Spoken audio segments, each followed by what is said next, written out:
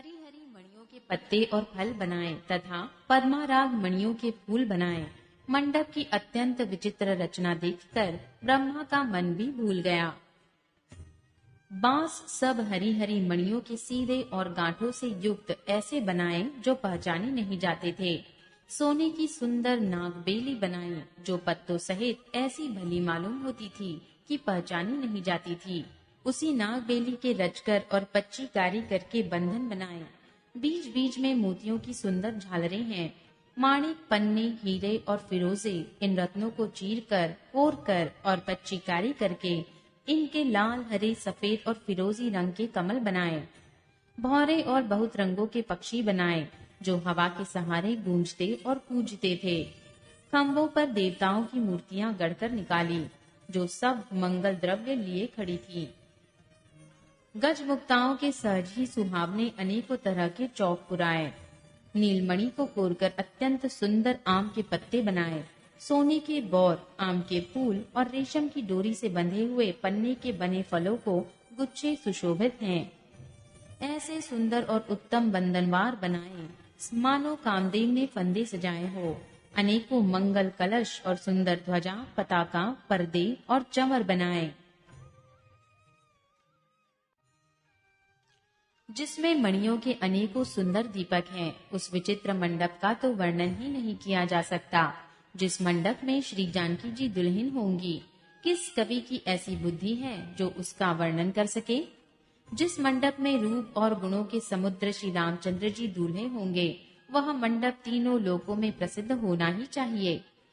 जनक जी के महल की जैसी शोभा है, वैसी ही शोभा नगर के प्रत्येक घर की दिखाई देती है। उस समय जिसने तिरहुत को देखा, उसे 14 भुवन तुच्छ जान पड़े। जनकपुर में नीच के घर भी उस समय जो संपदा सुशोभित थी, उसे देखकर इंद्र भी मोहित हो जाता था। जिस नगर में साक्षात लक्ष्मी जी कपट से स्त्री का सुंदर वेश बनाकर बसती हैं, उस पुर की शोभा का वर्णन करने में सरस्वती और शेष भी सकुचाते हैं।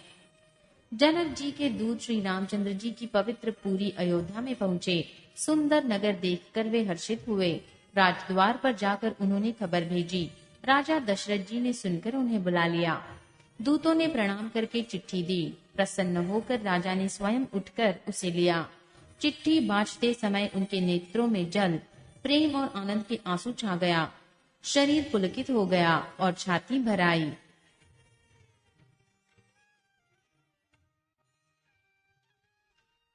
हृदय में राम और लक्ष्मण हैं, हाथ में सुंदर चिट्ठी है। राजा उसे हाथ में लिए ही रह गए। खट्टी मीठी कुछ भी कह न सके। फिर धीरज धरकर उन्होंने पत्रिका पढ़ी। सारी सभा सच्ची बात सुनकर हर्षित हो गई। भरत जी अपने मित्रों और भाई शत्रुघ्न के साथ जहाँ खेलते थे, वही समाचार पाकर वे आ गए। बहुत प्रेम से सकुचाते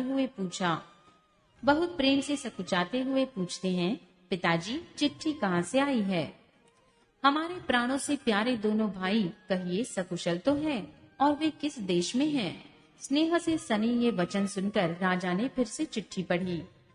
चिट्ठी सुनकर दोनों भाई पुलकित हो गए। स्नेह इतना अधिक हो गया कि वह शरीर में समाता नहीं। भरत जी का पवित्र प्रेम देखकर सारी सभा ने विशेष सुख पाया। तब राजा दूतों को पास बैठाकर मन को हरने वाले मीठे वचन बोले। भैया कहो, दोनों बच्चे कुशल से तो हैं? तुमने अपनी आंखों से उन्हें अच्छी तरह देखा है ना? सांवले और गौरे शरीर वाले वे धनुष और तरकस धारण किए रहते हैं। किशोर अवस्था है, विश्वामित्र मुनि के साथ है। तुम उनको पहचानते तो हो? उनका स्वभाव बताओ। राजा प्रेम के विशेष वश होने से बार बार इस प्रकार कह रहे हैं। जिस दिन से मुनि उन्हें लिवा ले गए, तब से आज ही हमने सच्ची खबर पाई है। कहो तो महाराज जनक ने उन्हें कैसे पहचाना? ये प्रिय वचन सुनकर दूत मुस्कुराए। हे राजाओं के मुकुटमणि, सुनिए, आपके समान धन्य और कोई नहीं है, जिनके राम लक्ष्मण जैसे पुत्र हैं, जो दोनों विश्व के विभूषण हैं।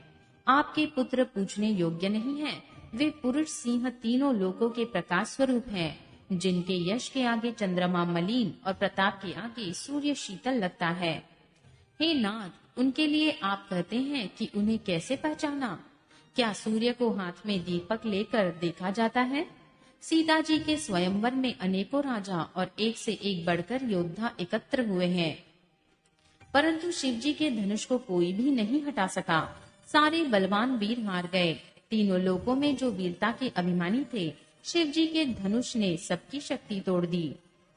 बाणासुर, जो सुमेरु को भी उठा सकता था, वह भी हृदय में हारकर परिक्रमा करके चला गया, और जिसने खेल से ही कैलाश को उठा लिया था, वह रावण भी उस सभा में पराजय को प्राप्त हुआ। हे महाराज सुनिए, वहाँ जहाँ ऐसे ऐसे योद्धा हार मान गए, रघुवंश मणि श्री रामचंद्र जी ने बिना ही प्रयास शिव जी के धनुष को वैसे ही तोड़ डाला, जैसा हाथी कमल की डंडी को तोड़ डालता है। धनुष टूटने की बात सुनकर परशुराम जी क्रोध भरे आए और उन्होंने बहुत प्रकार से आंखें दिखलाई। अंत में उन्होंने भी श्री रामचंद्र जी का बल देखकर उन्हें अपना धनुष दे दिया और बहुत प्रकार से विनती करके वन को गमन किया। हे राजन, जैसे श्री रामचंद्र जी अतुलनीय बली है, वैसे ही तेज निधान फिर लक्ष्मण जी भी हैं, जिनके देखने मात्र से राजा लोग ऐसे कांप उठते थे जैसे हाथी सिंह के बच्चे के ताकने से कांप उठते हैं। हे देव, आपके दोनों बालकों को देखने के बाद अब आंखों के नीचे कोई आता ही नहीं। प्रेम, प्रताप और वीर रस में पगी हुई दूतों की वचन रचना सबको बहुत प्रिय लगी। सभा सहित राजा प्रेम में मग्न हो गए और दूतों को निछावर देने लगे। यह नीति विरुद्ध है, ऐसा कहकर दूत अपने हाथों से कान मूंदने लगे। धर्म को विचार कर सभी ने सुख माना। तब राजा ने उठकर वशिष्ठ जी के पास जाकर उन्हें पत्रिका दी और आदरपूर्वक दूतों को बुलाकर सारी कथा गुरु जी को सुना दी। सब समाचार सुनकर और अत्यंत सुख पाकर गुरु बोले, पुण्यात्मा पुरुष के लिए पृथ्वी सुखों से छाई हुई है, जैसे नदियां समुद्र में जाती हैं, यद्यपि समुद्र को नदी की कामना नहीं होती। वैसे ही सुख और संपत्ति बिना ही बुलाए स्वाभाविक ही धर्मात्मा पुरुष के पास जाती है। तुम जैसे गुरु, ब्राह्मण, गाय और देवता की सेवा करने वाले हो, वैसे ही पवित्र कौशल्या देवी भी हैं। तुम्हारे समान पुण्यात्मा जगत में न कोई हुआ है, न है और न होने का ही है। हे राजन, तुमसे अधिक पुण्य और किसका होगा, जिसके राम सरीखे पुत्र हैं और जिसके चारों बालक वीर, विनम्र, धर्म का व्रत धारण करने वाले और गुणों के सुंदर समुद्र हैं। तुम्हारे लिए सभी कालों में कल्याण है। अतएव डंका बजवाकर बारात सजाओ और जल्दी चलो। गुरुजी के ऐसे वचन सुनकर हे नाथ बहुत अच्छा कहकर और सिर नवाकर तथा दूतों को डेरा दिलवाकर राजा महल में गए। राजा ने सारे रानीवास को बुलाकर जनक जी की पत्रिका बांचकर सुनाई। समाचार सुनकर सब रानियां हर्ष से भर गईं। राजा ने फिर दूसरी सब बातों का जो दूतों के मुख से सुनी थी वर्णन किया। प्रेम में प्रफुल्लित हुई रानियां ऐसी सुशोभित हो रही हैं, जैसे मोरनी बादलों की गरज सुनकर प्रफुल्लित होती हैं। बड़ी, बूढ़ी अथवा गुरुओं की स्त्रियां प्रसन्न होकर आशीर्वाद दे रही हैं। माताएं अत्यंत आनंद में मग्न हैं। उस अत्यंत प्रिय पत्रिका को आपस में लेकर सब हृदय से लगाकर छाती शीतल करती हैं। राजाओं में श्रेष्ठ दशरथ जी ने श्री राम लक्ष्मण की कीर्ति और करनी का बारंबार वर्णन किया। यह सब मुनि की कृपा है, ऐसा कहकर वे बाहर चले आए। तब रानियों ने ब्राह्मणों को बुलाया और आनंद सहित उन्हें दान दिए। श्रेष्ठ ब्राह्मण आशीर्वाद देते हुए चले। फिर भिक्षुकों को बुलाकर करोड़ों प्रकार की निछावरें उनको दी। चक्रवर्ती महाराज दशरथ के चारों पुत्र चिरंजीवी हो, यो कहते हुए वे अनेक प्रकार के सुंदर वस्त्र पहन कर चले। आनंदित होकर नगाड़े वालों ने बड़े जोर से नगाड़ों पर चोट लगाई। सब लोगों ने जब यह समाचार पाया, तब घर घर बधावे होने लगे। 14 लोकों में उत्साह भर गया कि जानकी जी और श्री रघुनाथ जी का विवाह होगा। यह शुभ समाचार पाकर लोग प्रेम मग्न हो गए और रास्ते, घर तथा गलियां सजाने लगे। यद्यपि अयोध्या सदा सुहावनी है, क्योंकि वह श्री राम जी की मंगलमयी पवित्र पुरी है, तथापि प्रीति पर प्रीति होने से वह सुंदर मंगल रचना से सजाई गई। ध्वजा, पताका, पर्दे और सुंदर चवरों से सारा बाजार बहुत ही अनूठा छाया हुआ है। सोने के कलश, तोरण, मणियों की झालरें, हल्दी, दूध, दही, अक्षत और मालाओं से। लोगों ने अपने अपने घरों को सजाकर मंगलमय बना लिया। गलियों को चतुरसम से सींचा और द्वारों पर सुंदर चौक पुराए।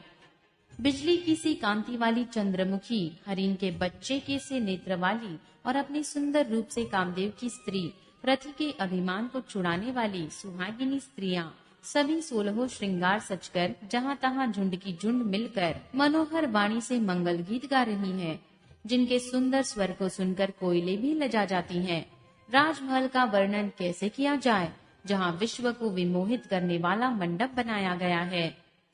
अनेकों प्रकार के मनोहर मांगलिक पदार्थ शोभित हो रहे हैं और बहुत से नगाड़े बज रहे हैं। कहीं भाट वृदावली का उच्चारण कर रहे हैं और कहीं ब्राह्मण वेद ध्वनि कर रहे हैं। सुंदरी स्त्रियां श्री राम जी और श्री सीता जी का नाम ले लेकर मंगल गीत गा रही हैं। उत्साह बहुत है और महल अत्यंत ही छोटा है। इससे उसमें न समाकर मानो वह उत्साह चारों ओर उमड़ चला है। दशरथ के महल की शोभा का वर्णन कौन कवि कर सकता है, जहाँ समस्त देवताओं के शिरोमणि रामचंद्र जी ने अवतार लिया है।